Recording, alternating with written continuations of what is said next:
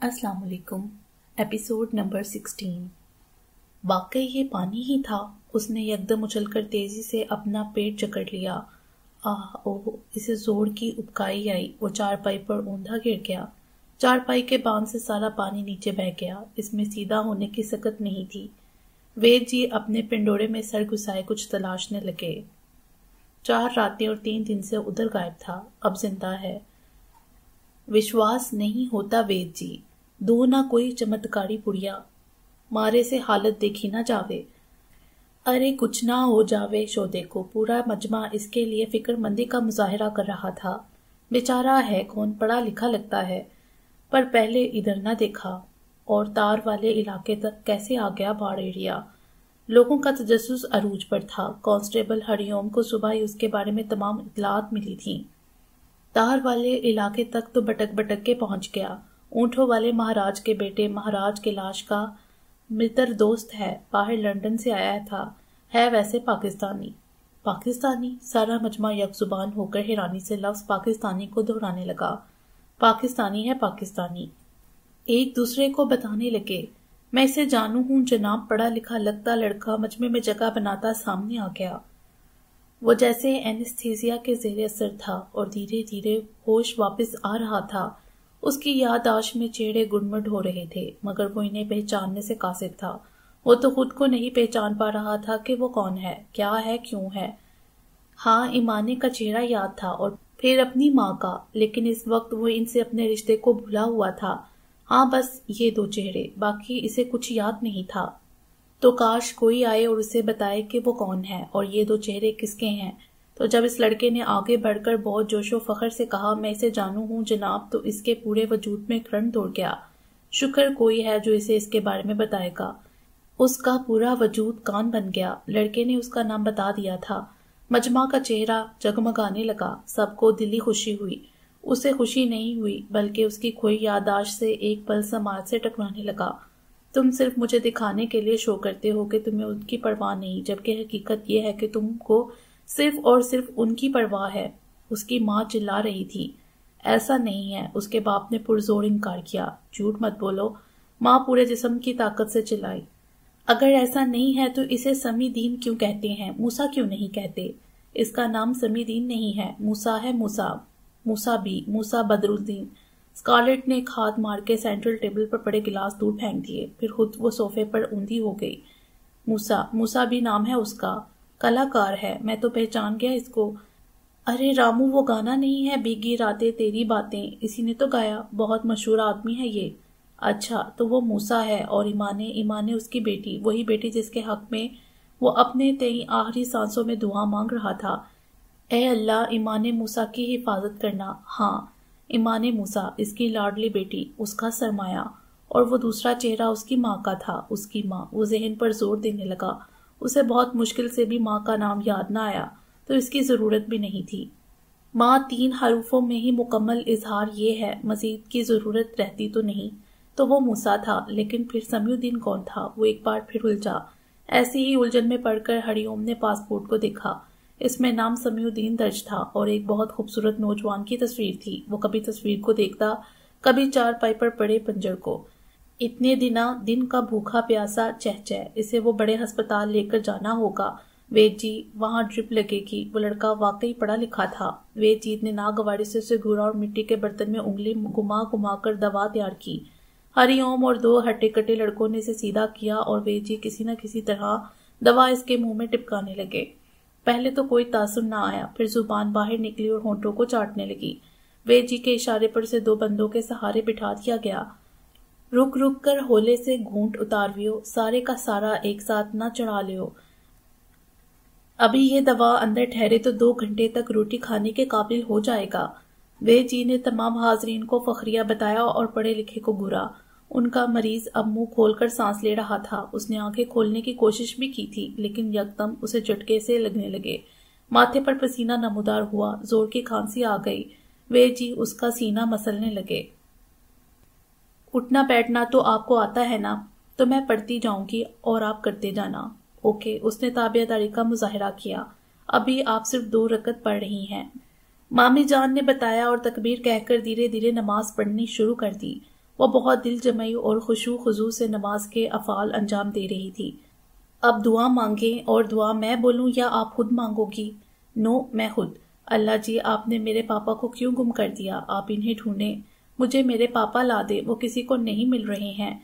Chef کہتے ہیں ان کے پاس کھانے پینے کو کچھ نہیں ہے۔ ہچکی، میرے اللہ آپ ان کو ایک چکن پیزا اور ایک پائن ایپل جوس دے دیں۔ مجھے ڈال ہاؤس نہیں لینا اور سٹوری بک بھی نہیں، آپ بس میرے پاپا کو لا دیں۔ اس کا چہرہ آنسوؤں سے تر ہو چکا تھا۔ مجھے ان کے پاس لے جائیں۔ ایمان نے موسیٰ پاپا کے ساتھ رہے گی۔ مومی جان تیر کی طرح اٹھی تھی۔ وہ اپنی شدید پریشانی اور بہتے آنسوؤں کو اس کے سامنے کب سے روکے بیٹھی تھی۔ ضبط ختم ہو گیا۔ ایمانے کو تشہد کی حالت میں بیٹھے بیٹھے گود میں اٹھا لیا اور صوفے پر آن بیٹھی تھی، مگر وہ زاروں کے تار روتے ہوئے گود سے نکلنے کو مچل رہی تھی۔ چھوڑ دیں، مجھے اللہ سے بات کرنے دیں، ابھی میری دعا پوری نہیں ہوئی۔ ہاں بس اس کے آنسو صاف کیے، سن لیا، سب سن لیا اللہ نے۔ میری گود میں بیٹھ کر دعا پوری کرو، ایسے کہو۔ ان کے ہونٹ اس کے گال سے جڑے تھے اور وہ بغیر آواز کے اس کے بوسے لے رہی تھی۔ جب میرے پاپا آئیں گے تو میں دوبارہ تھینکس کہنے کے لیے ایسے ہی نماز پڑھوں گی۔ اور آگے بولا کہ بہت سارے پور بچوں کو چاکلیٹ اور کینڈیز دے کر آؤں گی، اور مامی جان میں اپنا ڈال ہاؤس بھی دے دوں گی جو مجھے برتھ ڈے پر ملا تھا۔ ان کے الفاظ دہراتے دہراتے اس نے اپنا آئیڈیا بھی شامل کیا۔ یہ تو بہت بڑا وعدہ ہے، اگر بعد میں بھول گئیں یا پھر دل نہ چاہا تو ابھی دے دوں۔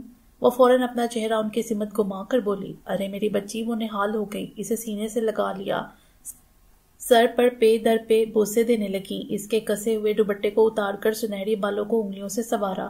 اب میری ایمانے نے دعا مانگ لی، بس اب دیکھنا پاپا جلد آئیں گے۔ اللہ بچوں کی دعا جلد قبول کرتا ہے۔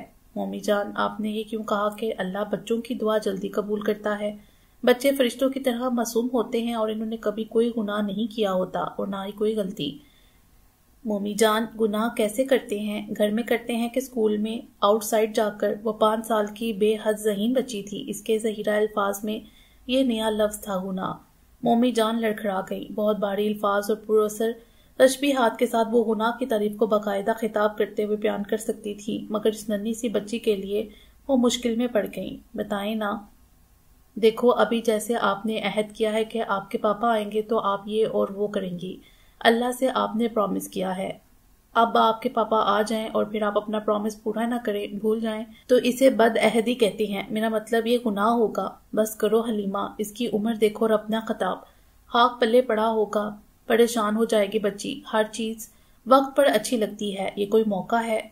مسز حسن الماء موسیٰ سمیع الدین المعروف موسیٰ بھی موسیٰ بدر الدین بولتی آئیں اور صوفے پر دنس گئیں۔ مسز حلیمہ عبد المبین ایمانے نے موسیٰ کی مومی جان نے کسی بھی سخت لفظ کو کہنے سے خود کو بامشکل بھاس رکھا۔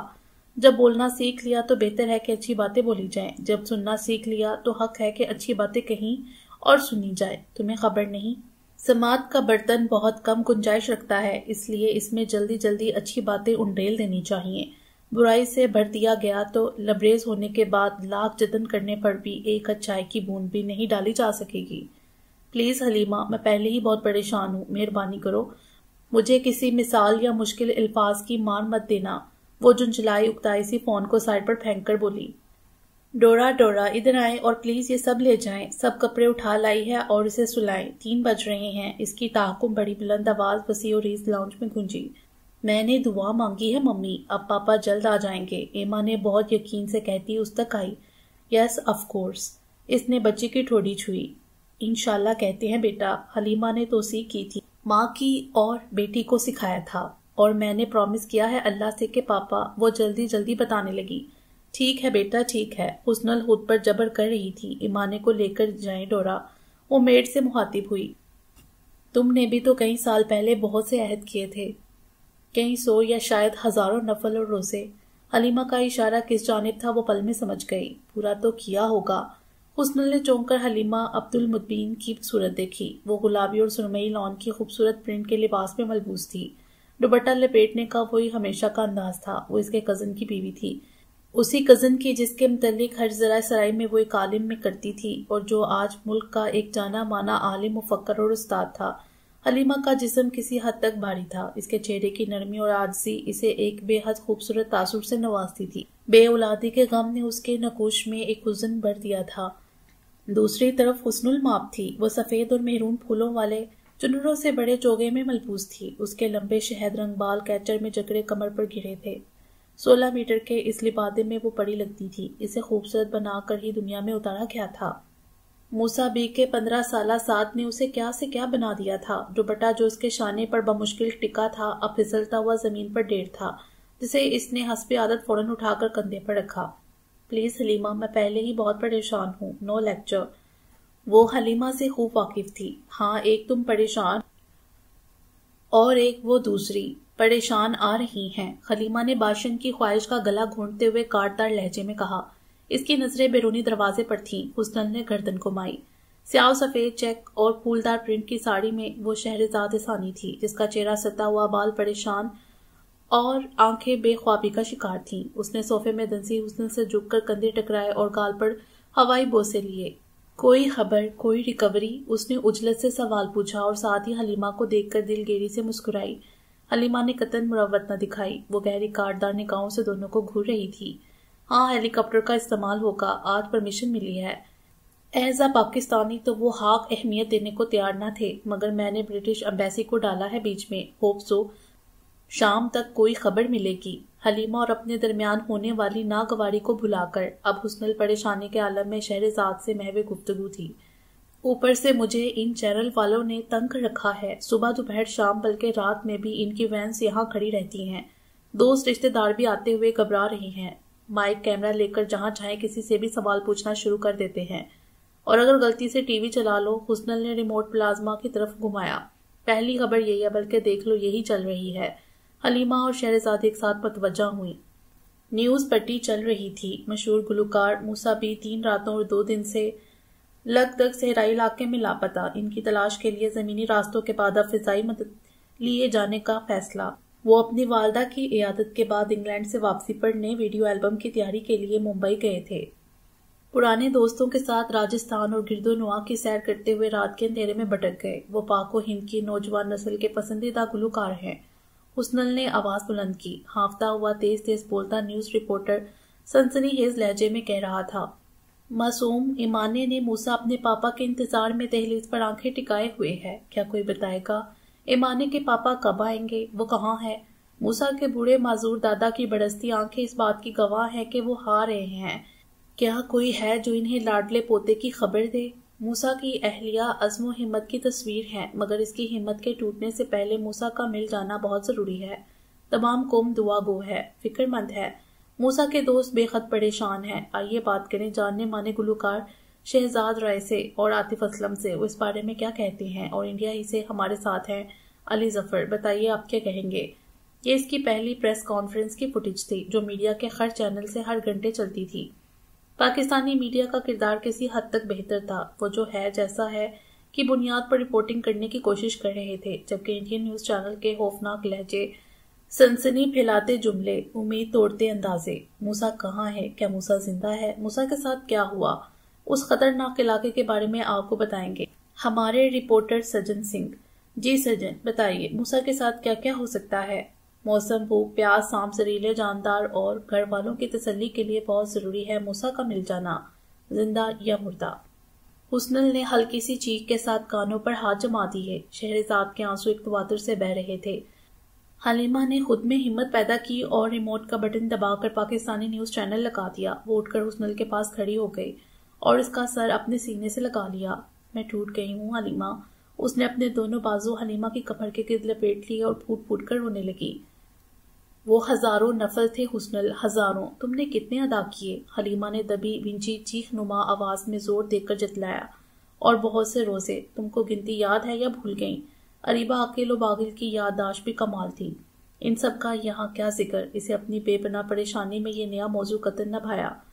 इसी सब का जिक्र है। अल्लाह सजा देगा या इग्नोर कर देगा, मगर जो खुद आगे बढ़कर सीना तान कर वादा करे, कस्में खाए, रोए, गिड़गिड़ाए और बाद में मुड़कर न देखे, भूल जाए, तो अल्लाह वादा खिलाफी पसंद नहीं करता। तुम्हारी एक टुकड़ की या इन 1000 टुकड़ों की अल्लाह को क्या जरूरत? मगर हुस्न, तुम नई कसम खाने से पहले पिछला हिसाब तो बेबाक करती। क्या करूं फिर मैं? उसके पास जवाब नहीं था। नागवारी से पूछा। اسے پانے کے لیے سجدہ ریز ہوئی تھی. پا لینے کے بعد کتنی بار سر جھکایا. حلیمہ کو اس کے اندر جھانک لینے کا فن آتا تھا. پڑھے تھے میں نے نفل، وہ توڑ توڑ کر بولی. کتنے؟ عریبہ نے لفظ کھینچا. مجھے کہاں وقت ملا، پہلے انگلینڈ چلے گئے، پھر ہنی مون کے لیے، اور موسیٰ کے البم اور کیریئر کا ٹف ٹائم. موسیٰ نے وضو کرانا تھا یا جائے نماز بچھا کر دینی تھی. عریبہ اپنے چھوٹے بیٹے کو تھم تھپا کر سلا رہی تھی. جوش میں بہت زور سے ہاتھ مار گئی. بچہ بلبلا گیا تو بات ادھوری چھوڑ اسے دودھ دینے لگی. اللہ نے 5 برس تک اپنا وعدہ یاد کرانے کے لیے تمہاری گود سونی رکھی، مگر تمہیں دھیان نہ آیا. حلیمہ نے دھیرے سے کہا. تو حسن تو پتنگے لگ گئے. تو تم جو 10 سال سے حالی گود لیے بیٹھی ہو، تمہاری کون سی وعدہ خلافی ہے، ذرا پتہ تو لگے. بہت بری بات حسنل. عریبہ کی آنکھیں پھٹ پڑیں. حلیمہ نے دھیرے سے عریبہ کا شانہ چھو کر شانت رہنے کی تلقین کی. وعدہ خلافی تو یاد بھی یقیناً فرائض کی کوتاہی ہی ہوگی. ہم اپنے کردہ نہ کردہ گناہوں کی معافی ہر لمحہ طلب کرتے ہیں، اور اللہ کی تقسیم بے عیب ہے، وہ جسے چاہتا ہے دیتا ہے. لیکن میں دعا مانگنا تو نہیں چھوڑ سکتی. تمہیں اس لیے کہا کہ تمہیں وہ چیز ملی جس کے ملنے کا گمان بھی میں نے کبھی نہیں کیا تھا. تمہیں بل بورڈ پر سمی بھائی کی تصویر دیکھتے روتے اور تمہارے بیانات سن کر میں قائل ہوئی تھی. مجھے اللہ پر تمہارا یقین دیکھ کر حیرت اور جلن ہوئی تھی، اور جب تم نے موسیٰ کو پا لیا تو رشک آیا تھا. لیکن اسی وقت خیال آیا تھا کہ آیا تم اپنا عہد نبھا سکو گی، اور میں نے نوٹ کیا تمہیں ہمیشہ اشاروں کناروں میں کہا، لیکن اب تم دونوں کو دیکھیں تو لگتا ہے ایک دوسرے ہی کے لیے اتارے گئے تھے. مگر اس وقت موسیٰ ہی تمہارے قابل نہیں تھا، اور ہم نے یہ کہا تھا کہ کہاں مفتی عبید الرحمن کی نواسی اور کہاں وہ. عریبہ نے زبان دبائی. اور تم نے ہمیں لاجواب کر دیا کہ تم اللہ سے مانگ رہی ہو کہ اس کی تمام کمیاں دور کر کے وہ اسے تمہارا کر دے، اور ویسے کا ویسا ہی رہا، اور تم اس کے رنگ میں رنگ گئی. میں اس موضوع پر بحث نہیں کرنا چاہتی، لیکن ایک نظر، فقط ایک نظر خود پر ڈالو. کیا تم وہی حسن المآب ہو؟ تم اسے اپنے راستے پر لا سکتی تھی، مگر اپنی غرض پوری ہو گئی تو پلٹ کر نہ دکھا. تمہیں تو سیدھے راستے کا علم تھا. اسے اپنے ساتھ چلاتی. اس کے سر گناہ نہیں، اور تمہارے بائیں بازو کا رجسٹر فل ہو گیا. خطبہ دینے کا کوئی موقع جانے نہ دینا. میں ہی پاگل ہوں جو آ جاتی ہوں مشورہ کرنے. وہ بنا گئی. آئینے میں نظر آتی گری صورت. صرف اتنا کہا تھا کہ غریبوں کو کھانا دوں گی اور ایک مسجد بنواؤں گی، اور کھانا دینا اللہ کا وعدہ ہے، اور سجدہ کرنے والے مسجد کے محتاج نہیں. ساری زمین سجدہ گاہ ہے. تم دوسروں کے کندھوں پر کیوں سواری کرتی ہو؟ تم جاؤ ابھی وضو کرو. ان ہزاروں میں سے چند 100 ہی پڑھ ڈالو. بلکہ چند 100 ہی کیوں، اللہ کی ناراضگی کا خیال کر کے معافی طلب کرتے ہوئے 2 سجدے بھی کر لو تو تمہاری مشکل آسان ہو، موسیٰ کی مشکل آسان ہو. نیا ادھار مانگنے سے پہلے پچھلا حساب چکانا پڑتا ہے. حسن المآب موسیٰ. حسنل کھڑی ہو گئی. وہ انگلیاں مروڑتی ان دونوں کو دیکھ رہی تھی. نہیں، سالوں پہلے کا جنون آد کر آیا. نہیں، وہ موسیٰ کو تو نہیں کھوئے گی. اتنی مشکل سے ملنے والی چیز اتنی آسانی سے کیسے کھو سکتی ہے؟ وہ غرض کی پتلی تھی. اسے اللہ کو منانے کا طریقہ یاد تھا، لیکن اگلے ہی پل کچھ متزلزل ہو گئی. لیکن اتنے بہت سارے نوافل، اسے تو اب ان کی صحیح تعداد بھی یاد نہیں تھی. اس نے خدشہ بیان کیا، پھر جواب سے پہلے ہی بولی. میں کفارہ دے دوں گی، قیمتاً کسی سے پڑوا لوں گی، روزے البتہ خود رکھ لوں گی. بہت آئیڈیا سوچتے ہیں تمہیں حسنل. حلیمہ نے گن کھائے انداز میں کہنا شروع کیا، لیکن درمیان میں ہی عریبہ نے ٹوک دیا. وہ چمک کر بولی تھی. کیوں تم کرتی کیا ہو؟ بوڑھی ہو، لاغر، کمزور، بے بس، ٹانگیں ٹوٹی ہیں یا پاگل ہو گئی ہو؟ نہ پڑھو نفل، نہ کرو وعدے پورے، پر دل کی گہرائیوں سے توبہ تو کر سکتی ہو. کرو وہ نہ کردہ گناہوں کی. حلیمہ بغور اس کی حرکات و سکنات کا جائزہ لے رہی تھی. وہ متزلزل تھی اور متوحش بھی. اس کے ہونٹ مردعش تھے. اس کا سارا وزن بائیں ٹانگ پر تھا، دائیں کو ہلکا سا ہلا رہی تھی. یہ حرکت غیر شعوری تھی. حلیمہ کے چہرے پر نرمی کا تاثر آن رکا. سالوں کے گرد نے اس کے بال بھی باقا نہ کیا. وہ آج بھی پڑھی روح تھی. وہ جنت کی حور نہیں تھی، مگر حور اگر دنیا میں اتر آئے تو اس کا نام حسنل ہی ہو سکتا ہے. ساری بے نیازی کی ادائیں، حیثیت اور مرتبے، موسیٰ کی بیوی ہونے کا غرور اس کے گردن میں سریے کی طرح فٹ ہو چکا تھا. لیکن اپنی انگلیاں مروڑتی وہ آج بھی وہی حسنل تھی جو کلاس روم میں بیٹھی من پسند چیز کے لیے مچل رہی تھی. پھر اس نے تمام قصور معاف کر دیا. وہ بے شک معاف کرنے والا اور صاحب رحم ہے. البقرہ 54. حلیمہ اور عریبہ کی باتیں اسے 15 برس پیچھے لے گئیں. شہاب الدین بلاک کینٹین، سرخ باداموں کے سائے میں بیٹھی وہ چاروں لان اور عظمت علی بلاک کا وہ آخری کمرہ جس کی کھڑکی سے موسیٰ بی کا بل بورڈ نظر آتا تھا. وہ ہزاروں نفل تھے حسنل، تم نے کتنے ادا کیے؟ نیا ادھار مانگنے سے پہلے پچھلا حساب چکانا پڑتا ہے۔ اس نے ان دونوں کی دلیلوں کا پورا مقابلہ کیا تھا، موضوع کو سرسری بنانے کا یا موضوع بدلنے کی کوشش، مگر رات کے سناٹے میں جب وہ اپنے بیڈ روم میں تنہا تھی، اسے ان دونوں کی باتوں پر یقین آنے لگا۔ تو کیا واقعی اللہ دے کر چھین بھی لیا کرتا ہے؟ تو کیا موسیٰ اسے چھین لیا گیا؟ وہ وحشت زدہ ہو کر کھڑی ہو گئی، کمرہ کاٹ کھانے کو دوڑ رہا تھا۔ اگر وہ ہوتا اس وقت یہاں کمرے میں تو اس کی آنکھوں میں مرچیں بھرنے لگیں۔ وہ کہاں ہوگا؟ کس حال میں ہوگا؟ موسیٰ! اس کی پکار دل گیر تھی، اور پھر نظریں دیوار پر آویزہ اس کی تصویر پر پڑ گئی۔ وہ مڑے قدموں سے چلتی تصویر تک رک گئی۔ یہ چہرہ، یہ آنکھیں۔ وہ 18-19 برس کی نوجوان لڑکی نہیں رہی تھی، 34-35 برس کی جوان عورت تھی، اور اس کے چہرے کی پرتپش تب شروع کی تھی جب پہلی بار خواب دیکھنے شروع کیے تھے، مگر دل آج بھی اس لے پر دھڑکتا تھا۔ 15 برس کی محبت، بڑی غربت نے بھی دل نہیں بھرا تھا۔ وہ سو جاتا تب وہ اٹھ کر بیٹھ جاتی اور یکٹک اس کا چہرہ دیکھتی، اسی ورفتگی اور تحیر سے جب پہلی بار روبرو دیکھا تھا، بلکہ نہیں، اس وقت تو وہ خوف زدہ ہو گئی تھی۔ تصور اتنا طاقتور بھی ہوتا ہے۔ شادی کی رات تو یہ خواب نہیں تھا، یہ سچ مچ کا موسیٰ تھا یا اس کا کوئی ہم شکل۔ اس کی آنکھیں کھلی تو وہ اس کے چہرے پر جھکا اسے ہوش میں لانے کی تنگ و دو میں تھا۔ اس کی آنکھوں میں پہلا تاثر خوف کا ابھرا، پھر وہ اپنے آپ میں سمٹتی پیچھے کو ہوئی، مگر یہ بھی ممکن نہ تھا۔ تب اس نے دونوں ہاتھ اپنے چہرے پر رکھ لیے اور وہ کپکپا رہے تھے، اور موسیٰ بھرپور دلچسپی سے چہرے پر پھیلی ہتھیلیوں کو دیکھ رہا تھا، اور یہ بھی جان گیا تھا کہ چند پل لرزنے کے بعد وہ انگلیوں کی درازوں سے اس کی جانب دیکھ رہی ہے۔ تو یعنی میں اب تک اپنے بارے میں خوش فہمی کا شکار تھا کہ اچھا خاصا خوش شکل شخص ہوں، جبکہ تم تو خوف کھا کر بے ہوش ہو گئی۔ کیا واقعی بہت برا لگا ہوں؟ وہ مسحور کرتی مسکراہٹ چہرے پر سجائے اس سے مخاطب تھا۔ موسیٰ نے دھیرے سے اس کے ہاتھ کو چھونا چاہا، اور وہ یوں بدکی جیسے وہ اسے بجلی کا ننگا تار لگانے کو بڑا ہو۔ اس نے اس کے بڑے ہاتھ پر اپنا ہاتھ مار دیا تھا۔ موسیٰ کے متبسم چہرے پر حفت امیز ناگواری، جس میں حیرت کا عنصر غالب تھا، جھلکنے لگی۔ وہ سوالیہ مگر قطعی جانچتی نظروں سے اسے دیکھ رہا تھا۔ حسنل کے لب ہلے۔ آپ کون؟ Good question. وہ کھل کر مسکرایا۔ تم واقعی نہیں جانتی کہ میں کون ہوں؟ سنا تو تھا کہ یہاں کی لڑکیوں کو گھونگھٹ اٹھانے کے بعد پتہ لگتا ہے کہ کس کے پلے بندی ہیں، مگر دیکھ بھی لیا، بلکہ جھیل رہا ہوں۔ او گاڈ! وہ گردن پیچھے کر کے ہنس دیا۔ حسنل نے اپنے نم ہاتھ رگڑے۔ وہ آگے کو جھکا تھا۔ بندے کو سمیع الدین کہتے ہیں، نکاح کے وقت نام سنا تھا یا ایسے ہی سائن کر دیا؟ یہ تو بے وقوفی ہے، کسی بھی کاغذ کو پڑھے بغیر سائن نہیں کرتے۔ سرگوشی بہت مدم تھی، شریر گمبھیر لہجہ، مگر سانسوں کی حدت نے اس کے گھال کو دہکا دیا۔ اب شک کی کوئی گنجائش نہیں تھی، مگر اس نے کہا کہ وہ سمیع الدین ہے۔ تو موسیٰ؟ حسنل کے منہ سے بلا سوچے سمجھے نکلا۔ او تو یہ بات ہے۔ ہاں موسیٰ بھی، مطلب موسیٰ بھی۔ بھائی یہ دونوں میرے ہی نام ہیں۔ وہ پیچھے ہو گیا تھا، اسے اپنی دلہن میں بے حد دلچسپی ہونے لگی تھی۔ حسین، ہراسہ، حیران، بہت مشکل نام والی بیوی جو پھٹی آنکھوں سے اب ساری شرم و بلائے اسے تک رہی تھی۔ موسیٰ نے ایک گہری نظر اس پر ڈالی اور کرتے کے بازو فولڈ کرنے لگا، پھر بیڈ پر ڈیڑھی کی صورت میں پڑے کمبل کو اٹھا کر صوفے کی سمت اچھال دیا۔ چھنک کی آواز پر دونوں چونکے، کمبل صوفے پر اور یہ کوئی زیور تھا جو زمین پر گرا تھا، اور حسنل کا ہاتھ بے ساختہ اپنی گردن پر جھکا۔ یہ تو وہ وزنی گلو بند تھا جو اسے پھندے کی طرح اپنی گردن پر کستا محسوس ہوا تھا، مگر یہ اترا کیسے؟ پھر اس نے اپنے کان چھوئے اور گردن اور ماتھا۔ وہاں کوئی زیور نہیں تھا۔ ہاں وہ بے ہوش ہو گئی تھی، بڑی مشکل سے ہوش میں لایا ہوں۔ ویسے تم نے موڈ خراب کر دیا۔ میں تو کسی انڈین مووی کا سین سوچ کر آیا تھا، دلہن گھونگھٹ نکالے بیٹھی ہوگی، مگر یہاں تو میل نرس کا کام کرنا پڑ گیا۔ اللہ جانتا ہے تم کن مشکلوں سے ہوش میں آئی ہو۔ وہ مائنی ہیز نگاہوں سے کہتے ہوئے دوبارہ اس کے قریب آن بیٹھا۔ اس نے ایک ہاتھ سے زیور اکٹھے کر لیے تھے اور پھر دوسری جانب پڑے اس کے بھاری دوپٹے کو اٹھا کر اس کی سمت بڑھایا۔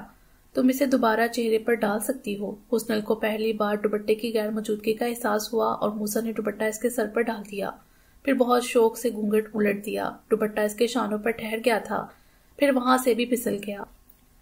حسنل نے بے ساختہ دوپٹے کو دیکھا اور پھر موسیٰ کو، پھر اس کی نظریں سلام پھیرنے کے انداز میں اپنے بائیں کندھے کی طرف جہاں موسیٰ کا ہاتھ ٹکا تھا۔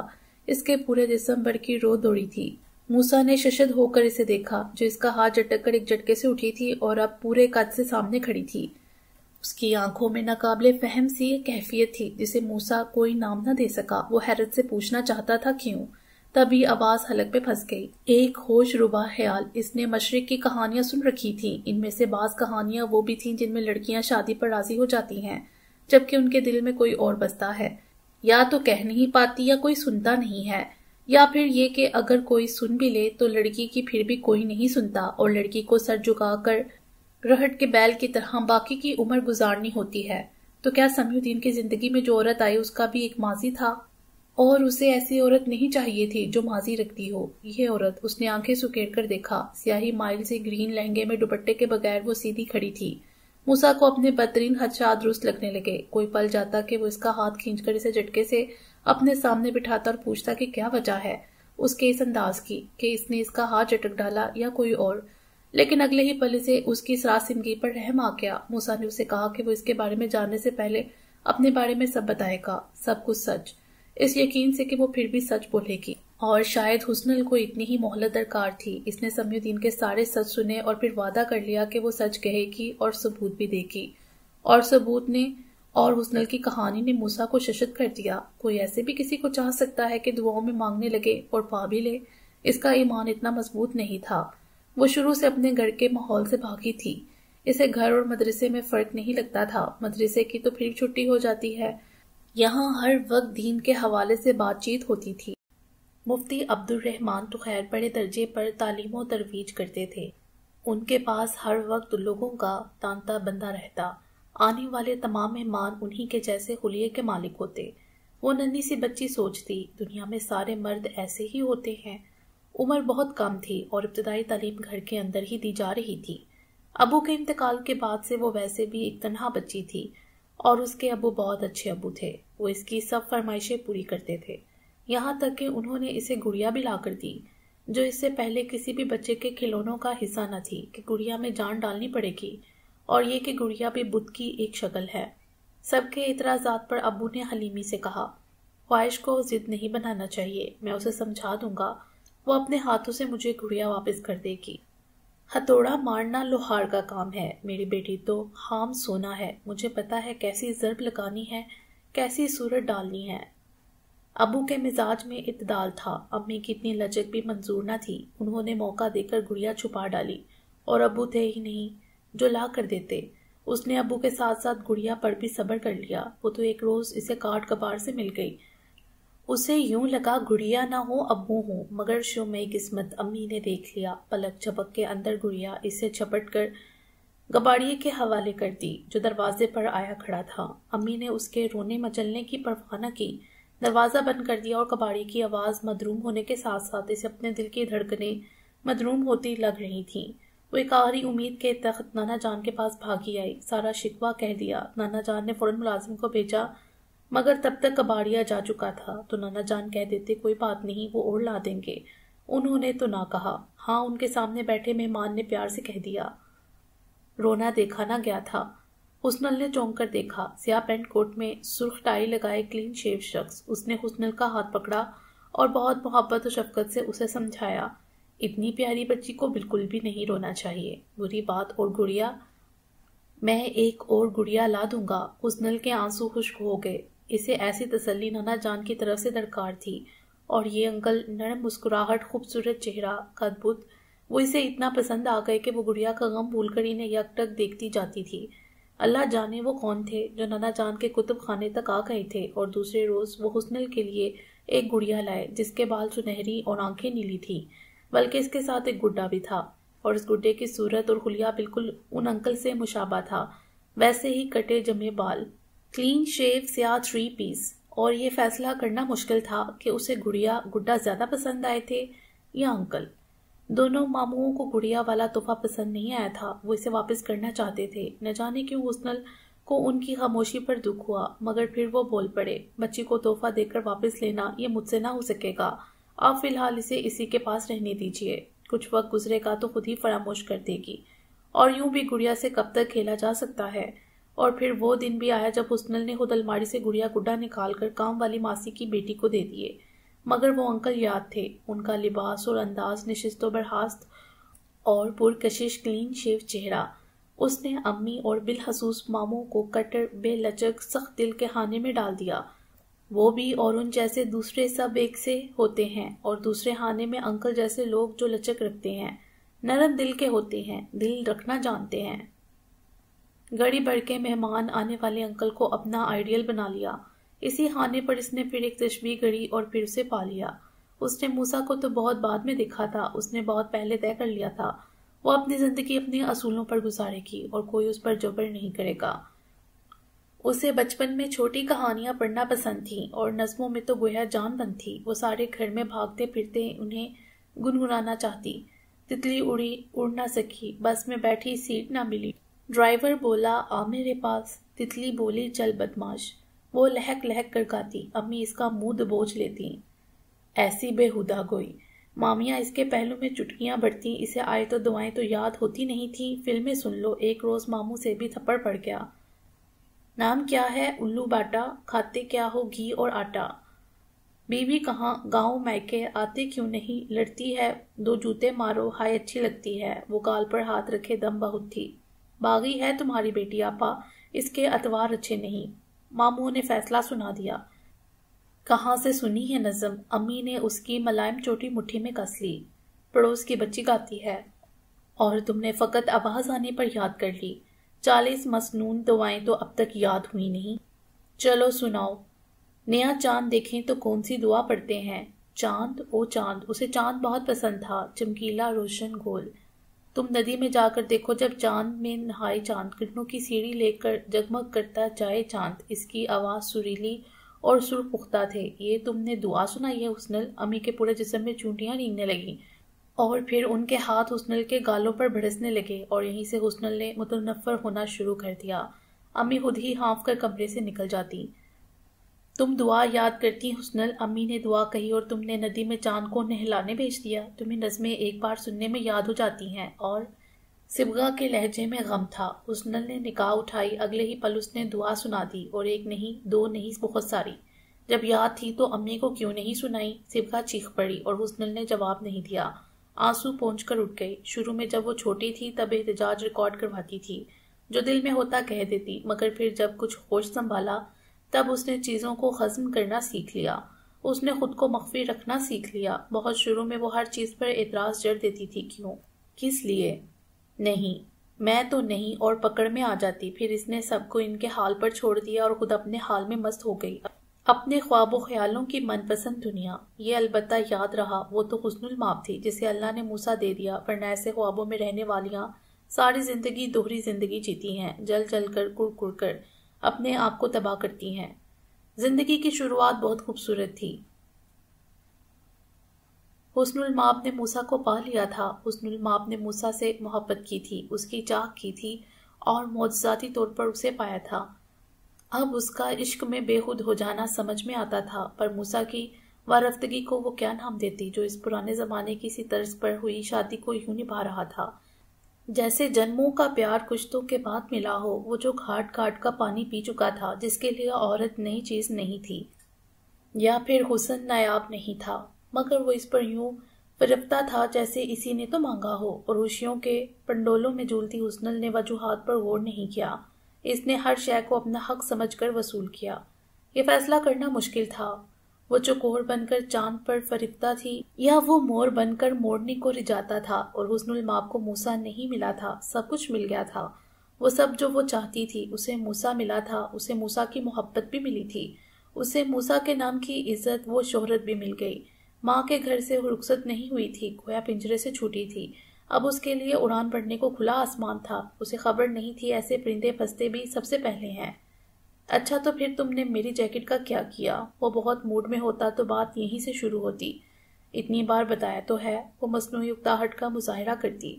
نہیں، ایک بار اور، آپ ہر روز یہی کہتے ہیں، اور آپ ہر روز ایسے ہی شوق بڑھاتی ہیں، آپ یہ جملہ بھی روز کہتے ہیں۔ وہ حفکی سے دیکھتی، جملہ بدل دوں؟ وہ پرجوش ہو کر سیدھا ہوتا، نہیں نہیں، وہ پیچھے سے رکھتی، آپ سوال بدل لیں۔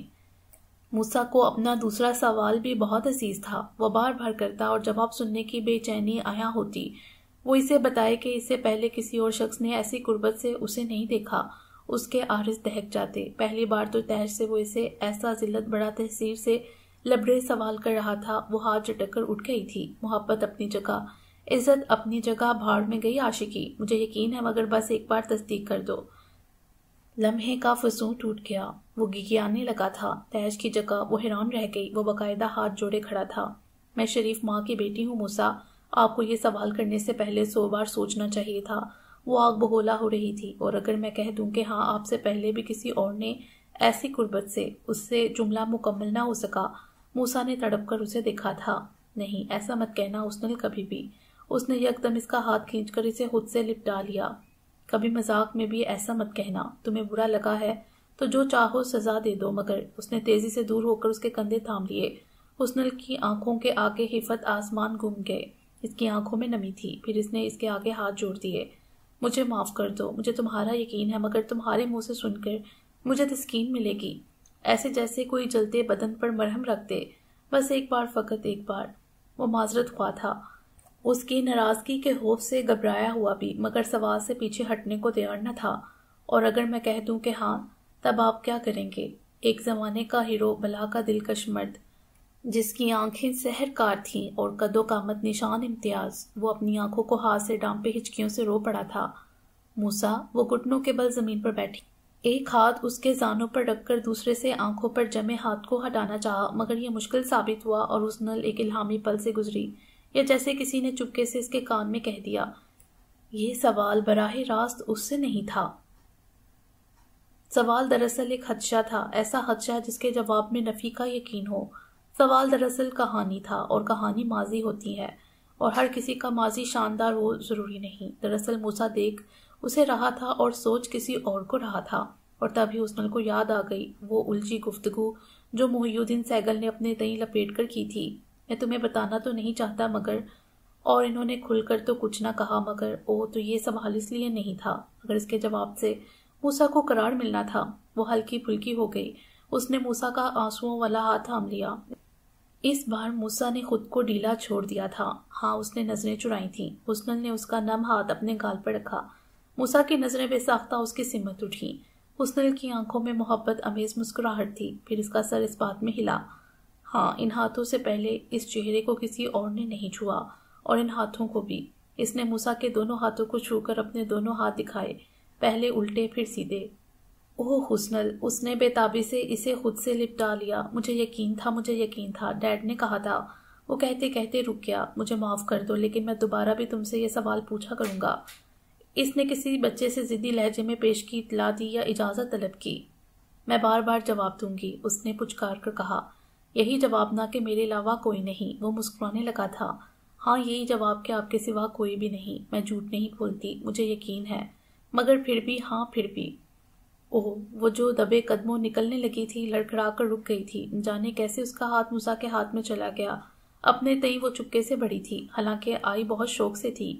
عقیلہ بیگم نے اس کے لیے ڈھیروں ملبوسات تیار کروائے تھے، جدید اور قیمتی، اور بضد اصرار اسے پہننا کرتی تھیں۔ وہ سیاہ چوڑی دار پاجامے میں ملبوس تھی۔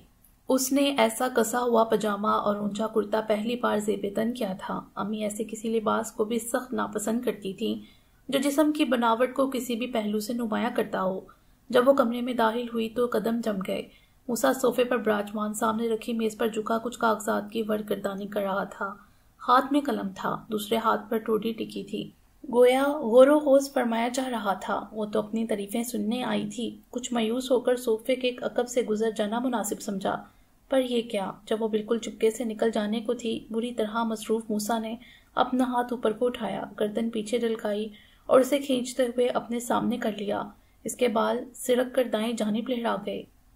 اس نے پل بھر بھی کی بے اختیاری کے بعد کسمسا کر اپنا ہاتھ چھڑوانا چاہا۔ پلیز موسیٰ، کوئی آ جائے گا۔ او شٹ! موسیٰ نے اس کا ہاتھ تو نہ چھوڑا، اپنی گردن سیدھی کر لی، پھر اس کے ہاتھ کو اپنے سر سے گھما کر اپنے سامنے پڑی میز سے کاغذ سرکاتے ہوئے اسے اپنے سامنے بٹھا لیا۔ آنکھوں میں مصنوعی خفگی تھی۔ کوئی؟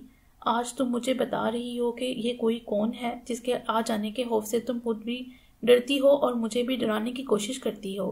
وہ جیسے دان پیس رہا تھا۔ وہ ایک پل کو تو سمجھی نہیں، پھر کھلکھلا کر ہنس دی۔ بولو؟ اس کا لہجہ گمبھیر ہو گیا اور آنکھوں سے ان کہے جذبے چھلکنے لگے۔ وہ ہنوز جواب کا منتظر تھا، اور پلکیں جھپکائے بنا اس کا گلاب چہرہ دیکھ رہا تھا۔ حسن کی پلکیں حیا سے جھک گئیں۔ جواب کیوں نہیں دیتی؟ اس نے اپنے ہاتھ میں دبے اس کے ہاتھ کو بھینچا۔ پلیز موسیٰ۔ بالآخر وہ ہار گئی۔ کوئی دیکھ لے گا، اس کے منہ سے بے ساختہ نکلا۔ اگلے پل موسیٰ کا کہکا کمرے سے نکل کر باہر سڑک تک ہو آیا۔ حسن کا ہاتھ اپنے ہونٹوں پر جا رکا۔ آپ کام کر رہے تھے؟ اس نے ہوا سے پھڑپھڑاتے کاغذ دیکھے۔ ہاں، کام۔ پوئٹری چیک کر رہا تھا، نیو سانگ کے لیے۔ پر کچھ سوچتا نہیں۔ وہ یکدم سنجیدہ ہوا، پھر اسے باغور دیکھا۔ بلکہ ایسا نہ کروں کہ تمہیں سامنے بٹھا کر لکھوں، تمہارے اوپر لکھوں، ان حسین آنکھوں پر۔ اور وہ اس کے نقوش گننے لگا۔ یہ تو پھر بہت طویل غزل ہوگی۔ اس نے مصنوعی پریشانی کا اظہار کیا۔ تمہیں کس نے کہا کہ میں محنت سے گھبراتا ہوں؟ وہ اسے پہلی بار اپنے اسٹوڈیو تک لے آیا۔ حسن حیران رہ گئی۔ ساؤنڈ پروف سرخ سیاہ کے امتزاج سے سجا کمرہ، جدید و قیمتی میوزیکل انسٹرومنٹس۔ دیوار پر اس کے مختلف تصاویریں بھی آویزہ تھیں، خاص طور پر وہ جب وہ کہیں پرفارمنس دے رہا تھا۔ وہ اسے ایک ایک چیز کے بارے میں بتانے لگا۔ اس نے پیانو پر ہوا کی سی تیزی سے ہاتھ پھیرا۔ پورے کمرے میں جلد رنگ سی بج اٹھی۔ اس نے طبلے کی جوڑی پر ایک ہاتھ مار کے تعصب امیز مایوسی سے سر ہلا کر اسے بتایا کہ شدید خواہش و کوشش کے باوجود وہ آج تک طبلہ بجانا نہیں سیکھ سکا۔ ہاں، البتہ گٹار سے اچھا کوئی اور نہیں بجا سکتا۔ ساتھ اس نے 2 اسٹول کھینچ لیے۔ بصد احترام اسے تشریف رکھنے کا اشارہ کرتے ہوئے وہ گٹار ہاتھ میں پکڑے اس کے عین سامنے اسٹول پر بیٹھ گیا۔ کیا سنو گی؟ اس نے گٹار کے تار پر ایک بار انگلی رکھ کر آواز پیدا کی اور پھر ذرا سا خمیدہ ہو کر اس کی آنکھوں میں جھانکا۔ حسن کا سر نفی میں ہلا۔ اس کا ایک ہاتھ سینے پر دل کے مقام پر دڑا تھا۔ وہ دم خود تھی۔ اس نے آنکھوں میں آنے والی نمی کو تیز تیز پلکیں جھپکا کر روکنے کی صحیح کی تھی، اور اس حال میں لگتا تھا آنکھیں نہ ہوں چاندنی سے نہائی جھیلوں میں ہزاروں دیے جلتے ہوں۔ مقام حیرت یہ تھا کہ اسے موسیٰ ملا، مگر اس سے بڑی بات یہ تھی کہ اسے موسیٰ کی محبت بھی ملی۔ وہ جتنا بھی شکر ادا کرتی وہ کم تھا۔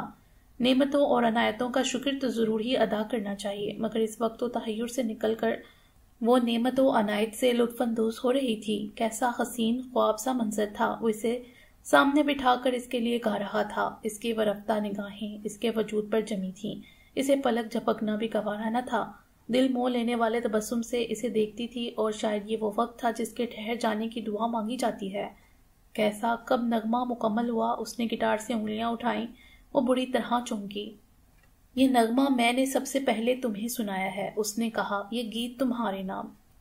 اس نے گٹار رکھ دیا، اور اس نے صرف یہ منہ زبانی نہیں کہا، ایلبم ریلیز ہونے پر یہ بات لکھوا بھی دی، میری پیاری بیوی کے لیے، اور موسیٰ بی کی بیوی ساری دنیا بالخصوص میڈیا کے لیے بڑی مسٹری تھی۔ گویا ایک بہت معزز مذہبی خاندان کی بیٹی ایک گلوکار کی بیوی کیسے بن گئی، اور وہ کس قدر ملکوتی حسن کی مالک تھی۔ موسیٰ کی بیوی دوسری بہت سے شوبز سے وابستہ لوگوں کی بیویوں کی طرح سب کے سامنے نہیں تھی۔ وہ بس ایک ذکر تھی جسے ہر محفل میں چھیڑ دیا جاتا، اور کوئی اور کیوں، خود موسیٰ ہی۔ اس کی گفتگو ہنی کے ذکر کے بغیر ادھوری تھی۔ اس کی ہنی یہ، اس کی ہنی وہ۔ شدید سے شدید مصروفیت میں بھی وہ ہر گھنٹے بعد اسے فون کرتا۔ اس کا فون آ جاتا تو ایسے الرٹ ہو جاتا جیسے فرض شناسا ایمبولینس کا ڈرائیور آندھی ہو یا طوفان۔ اسے 8 بجے گھر پہنچ جانا ہے کہ ہنی ڈنر پر اس کا ویٹ کر رہی ہوگی۔ شدید مصروفیت میں سے بھی وہ وقت نکال لیتا کہ کیا اچھا ہو کہ وہ اسے لنچ پر پہنچ کر سرپرائز دے، یا شام کی چائے پر۔ وہ بڑے فخر سے بتاتا کہ اسے کبھی بھی چائے پسند نہیں رہی، مگر صرف ہنی کی خاطر، بلکہ اس نے تو آج تک ہنی کو یہ بھی پتہ نہیں لگنے دیا کہ چائے اس کا پسندیدہ مشروب نہیں ہے۔ ہنی یہ کہتی ہے، ہنی کی یہ عادت ہے، اسے یہ پسند ہے، اسے یہ ناپسند ہے۔ شروع میں تو وہ انٹرویو سے اعتراض برتتا تھا، پھر بعد میں جب قسم توڑ دی، پھر اخباری انٹرویو ہو یا نشریاتی، بات کہیں سے بھی شروع ہو، ختم ہنی پر ہوتی، یا جواب میں کہیں نہ کہیں سے ہنی آ جاتی۔ ٹی وی ہوسٹ لائیو شو میں سوال رکھتی، اور آپ کی ہنی کیسی ہے؟ وہ بہت فخر سے یہ بتاتا کہ اس نے اپنی بیوی کا نام نکاح نامے پر سائن کرتے وقت پہلی بار سنا، اور پہلی بار اسے گھونگھٹ اٹھانے کے بعد دیکھا۔ کچھ رشک کرتی، کچھ حسد۔ جب وہ بتاتا وہ پہلی نظر کی محبت کا شکار ہوا۔ محبت آکاش بھیل کی طرح اس کے وجود سے لپٹی ہے، اسے خود کے ختم ہونے کا ذرا غم نہیں۔ ہنی کی محبت چادر ہے جس نے اس کے وجود کو ڈھانپ لیا ہے۔ تو کیا وہ بھی آپ سے اتنی ہی محبت کرتی ہیں؟ پروگرام کی میزبان رشک و حسد کے ملے جلے تاثر سے پوچھتی۔ ہاں، وہ سرشار ہو کر سر صوفے کی پو سے ٹکا دیتا، مزید ڈھیلا ہو کر دونوں بازو سر کے پیچھے باندھ کر جیسے جواب سوچتا۔ اس کی محبت کو بتانے کو تو میرے پاس الفاظ نہیں ہیں. میری محبت تو کچھ بھی نہیں اس کی محبت کے سامنے. وہ مجھ سے عشق کرتی ہے یا عشق سے بھی بڑھ کر اگر کوئی چیز ہو تو. اس کا چہرہ جگمگانے لگتا. یہ بات یقیناً انہوں نے ہی آپ کو بتائی ہوگی. ایک میزبان اندر کی جلن پر قابو نہ پا سکی تو کہہ دیا. کیا بات؟ وہ فوری طور پر نہ سمجھا. یہی کہ وہ آپ سے آپ کی محبت سے زیادہ محبت کرتی ہیں. میزبان کے لہجے میں چبن تھی. اوہ وہ موسیٰ کے ہونٹ سیٹی کے انداز میں گول ہو گئے. اس نے بہت گہری نظر سے میزبان کو دیکھا ایسے کہ وہ بوکھلا گئی. پھر وہ مسکرا دیا. آپ سے کس نے کہہ دیا بی بی؟ محبت بتائی جاتی ہے یہ تو محسوس ہو جاتی ہے. الہام بن کر دل پر وارد ہوتی ہے. پتہ لگ جاتی ہے. آپ نے یہ کیوں سمجھ لیا محبت کا اظہار لفظوں میں ضروری ہے؟ اوکے میزبان نے ہاتھ اٹھا دیے. ہم نے مان لیا ویورز موسیٰ اور ان کی مسز ہنی آج کے دور کے ہی رانجھا ہیں. سسی پنو ہیں. سونی ایکسکیوز می یہ سب لوگ ایک دوسرے سے بچھڑ گئے تھے جبکہ ہم تو ساتھ ساتھ ہیں. موسیٰ نے تو سیکھی. میزبان کی کلاشنکوف کے برسٹ کی طرح ٹر کرتی زبان کو بریک لگ گیا. وہاں چھیڑ بیٹھی تو سوال پھر ایک ہی رہ جاتا ہے. آپ انہیں کبھی اپنے ہمراہ لائے نہیں کسی بھی فارم پر بلکہ آپ انہیں یہیں ہمارے شو پر لائیے. کیوں؟ آڈینس میں نے صحیح کہا نا؟ وہ ناظرین کو مخاطب کر کے کہتی. ہم سب آپ دونوں کو ایک ساتھ دیکھنا چاہتے ہیں. آپ کے منہ سے ان کی تعریفیں سنتے رہتے ہیں. کچھ ان سے بھی تو سنیں کہ آپ کے بیانات میں کتنی صداقت ہے. کیوں بھائی؟ اسے موسیٰ کو لاجواب کرنے کا راستہ سوجھ گیا. ہمارے آڈینس کی تالیاں بتاتی ہیں موسیٰ وہ سب میرے ساتھ ہیں. اس نے اپنی جگہ سے اٹھ کر تالی بجائی اور ناظرین کے ساتھ جا کر کھڑی ہو گئی. موسیٰ نے رخ بدلا. پروگرام کی میزبان کو دیکھا اور پھر استحقاق کی ماری پرستاروں کو جو تالیاں پیٹ پیٹ کر ہاتھ سرخ کر رہی تھیں. ہوسٹ اسے پھنسا کر اب تماشا دیکھ رہی تھی. موسیٰ یس شور سا بڑھ گیا. موسیٰ نے تحمل سے تالیاں سنی پھر ہاتھ اٹھا کر سب سے گویا خاموش ہونے کی استدعا کی. اس کے لبوں پر دل فریب تبسم تھا. اس نے اپنے بالوں میں ہاتھ چلایا. بھائی اس میں میرا کوئی ہاتھ نہیں. ہنی ہدی ان چیزوں کو اوائڈ نظر انداز کرتی ہے. وہ یقیناً اس وقت شو دیکھ رہی ہوں گی. بھائی ہنی اس نے رخ بدل کر ادھر ادھر دیکھا. کدھر ہے میرا کیمرہ؟ اوکے. اس نے کیمرے کی آنکھ میں آنکھ ڈالی. تم سن رہی ہو یہ سب لوگ کیا چاہتے ہیں؟ انہیں بتا دو کہ میری طرف سے کوئی پابندی نہیں. تم خود ہی. موسیٰ کا انداز و لہجہ محبت اور مان سے چور تھا. دیکھنے والی حیران رشک سے بھر گئی. ایسا تو نہیں موسیٰ آپ کنزرویٹو ہے. میزبان دوبارہ اپنی سیٹ پر آئی. موسیٰ بری طرح چونکا. اس نے بویں باہم ملا کر اسے دیکھا پھر لمبا سانس لے کر گویا کیل ٹھوک دی. جس شخص کی بیوی ہنی جیسی ہو اسے تھوڑا کنزرویٹو ہونا پڑتا ہے. اس نے کہکا لگایا. اور وہ سب کو ایسے ہی گما دیتا تھا. اب وہ ایک نو آمیز جگہ بنانے کے لیے جدوجہد کرنے والا گلوکار نہیں تھا. ملک کا سب سے بڑا سنگر تھا. سب سے زیادہ معاوضہ لینے والا سنگر. صرف ملک میں ہی نہیں پوری دنیا میں اس کے فینس کی تعداد دن بدن بڑھتی جا رہی تھی. اس کے سٹائل کو کاپی کیا جاتا تھا. اس کے گیتوں کی لائکس اربوں میں تھیں. ملک کا احباب وسیع سے وسیع تر تھا جن میں دوست بھی تھے اور سچے دوست بھی تھے. ایسے ہی سچے دوست جو نمبر 1 مارننگ شو کی میزبان تھی. اس کی فرمائش نے پہلی بار امتحان میں ڈال دیا. وہ ان کے گھر آئی بیٹھی تھی اور انکار نہ کرنے کا پکا وعدہ لینے کے بعد جب اس نے مدعا بیان کیا دونوں اپنی جگہ سے اچھل پڑے. یہ کیسے ہو سکتا ہے؟ قسم کیسے توڑی جا سکتی ہے کہ ہنی سب کے سامنے نہیں آئے گی؟ ویلنٹائن ڈے پر میں تم دونوں کو مہمان خصوصی بنانا چاہتی ہوں. موسیٰ اور ہنی انکار نہیں سنوں گی. تم نے وعدہ کیا ہے. میں تم لوگوں کی تمام شرائط ماننے کو تیار ہوں. جیسے بھی تم کہو مگر انکار نہیں کر سکتے. وہ ضدی بچی کی طرح نفی میں سر ہلاتی جا رہی تھی. میری طرف سے کبھی بھی پابندی نہیں تھی مگر ہنی خود ہی پسند نہیں کرتی اور سب سے بڑھ کر دادا جان اجازت نہیں دیں گے. وہ ہنی کو یوں ٹریٹ کرتے ہیں جیسے کوئی خزانہ ہو. وہ محی الدین سیگل کے تحفظات بتانے لگا جس کی طویل لسٹ تھی. ہنی یوں بیٹھی مسکرا رہی تھی جیسے کسی اور کا ذکر ہو. آپ بھی تو کچھ بولے. میزبان دوست نے کچھ مایوس ہوتے ہوئے اسے دیکھا. وہ موسیٰ کے پہلو سے لگی بیٹھی تھی. موسیٰ کا ہاتھ اس کی سمت صوفے پر لمبا تھا. وہ بے ارادہ اس کے بالوں سے چھیڑ چھاڑ بھی کر لیتا تھا. میں کیا بولوں؟ یہ آپ کو جواب دے تو رہے ہیں. دادا جان پسند نہیں کریں گے اور تو میں ان سے پرمیشن لے لیتی ہوں. دوست اچھلی. ہنی اور موسیٰ نے ایک دوسرے کو دیکھ کر شانے اچکا دیے. دادا جان نے کب ماننا تھا مگر اس وقت ان دونوں کو اچھلنا پڑ گیا جب انہوں نے اجازت دے دی. ہاں کیوں نہیں. او یس. وہ بہت جوش سے بولی. موسیٰ چند پل کی شدید حیرت کے بعد مسکرانے لگا. ہنی یعنی حسن المآب ششت کھڑی تھی. باقی انشاءاللہ اگلی ویڈیو میں. امید ہے آپ کو یہ ویڈیو پسند آئی ہوگی. ہمارے چینل کو سبسکرائب کریں اور بیل آئیکن کو پریس کر دیں ہمارے چینل کی لیٹسٹ اپڈیٹ حاصل کرنے کے لیے. شکریہ.